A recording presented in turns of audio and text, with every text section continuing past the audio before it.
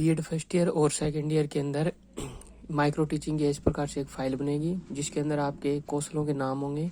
आपको प्रत्येक कौशल डायरी के अंदर बनाना है और ब्लैक बोर्ड के ऊपर या श्यामपट्ट के ऊपर कक्षा के सामने आपको प्रदर्शित करना होगा।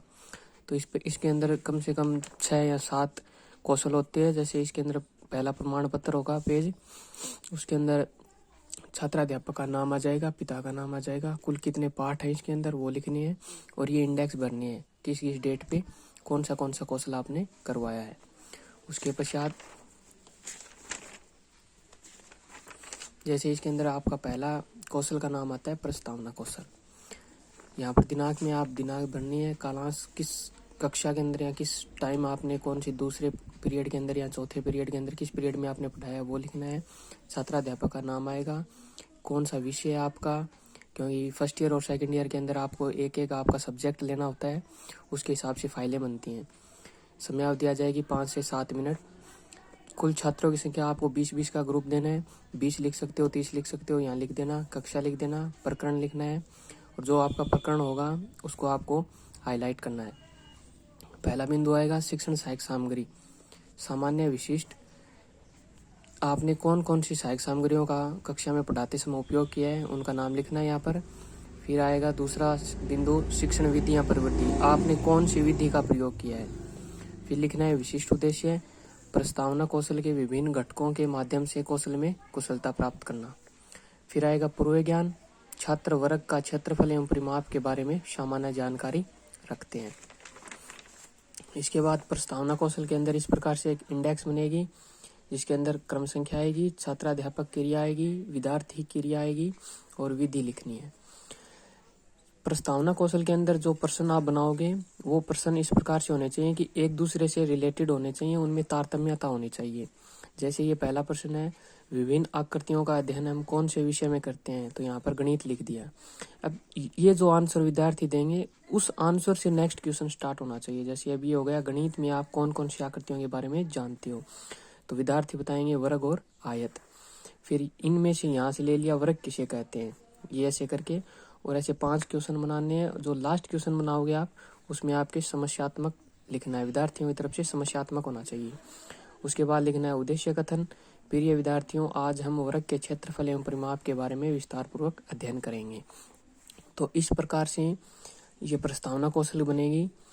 इसके अंदर आपको ये इंडेक्स बनानी है फाइल के अंदर और जो आपके कक्षा अध्यापक होंगे उनको दे देनी है। आपको श्यामपट्ट पे सिर्फ जाकर जब कौशल प्रदर्शन करोगे तब बोर्ड के ऊपर आपको सिर्फ दिनांक लिखनी है, कालांश लिखना है, अब फिर कक्षा लिखनी है और समयावधि लिखनी है, विषय लिखना है और प्रकरण लिखने के बाद एक बार प्रकरण को खाली छोड़ना है। उसके बाद आपको ये क्वेश्चन पूछने हैं, उनसे बच्चों से क्वेश्चन पूछने के पश्चात जैसे ये समस्यात्मक आ जाए तो आपको उद्देश्य कथन बोलते हुए फिर प्रकरण लिखना है और उसको हाईलाइट करना है। प्रस्तावना कौशल सिर्फ इतना ही होता है। इसके पश्चात दूसरा पाठ्य योजना के अंदर बनती है प्रश्न सहजता कौशल। इसके अंदर ऊपर सारी डिटेल सेम लिखनी है आपको, पूर्व ज्ञान लिख देना है, शिक्षण सहायक सामग्रियां लिख देनी है, शिक्षण विधि लिख देनी है, विशिष्ट उद्देश्य में प्रस्तावना कौशल के नाम की जगह आपको लिख देना है प्रश्न कौशल। इसकी इंडेक्स बनाते समय इसकी इंडेक्स बनेगी छात्राध्यापक क्रिया, उसके अंदर विषय वस्तु लिखनी है 100 से 150 शब्दों के अंदर। बोध प्रश्न इसी के अंदर से आप 5 या 6 प्रश्न उठा लेना। फिर विद्यार्थी क्रिया में इन प्रश्नों के आंसर विद्यार्थी देंगे, विधि लिख देना प्रश्नोत्तर विधि और इस प्रकार से इंडेक्स बनेगी। तो ये हो जाएगा प्रश्न कौशल।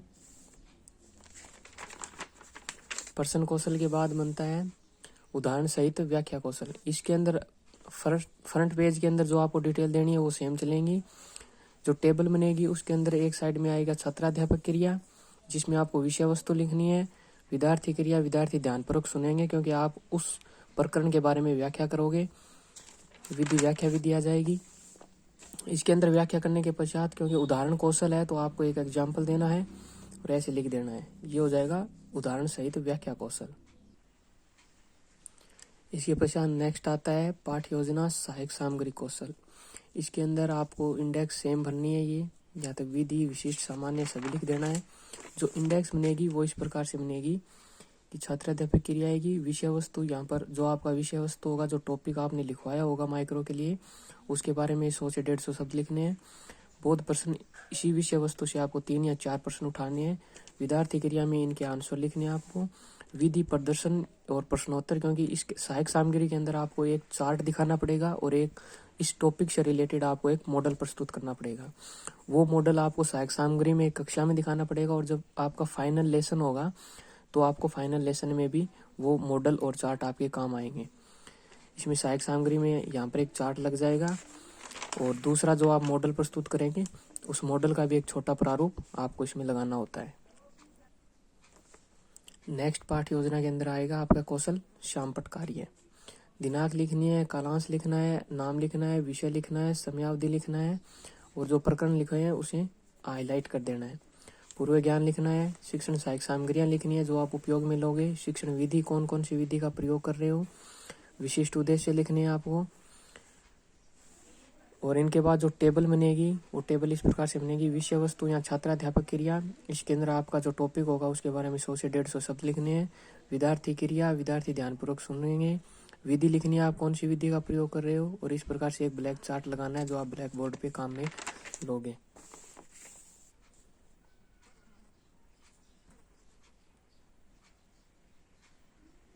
इस प्रकार से ये शामपट कौशल बनेगा।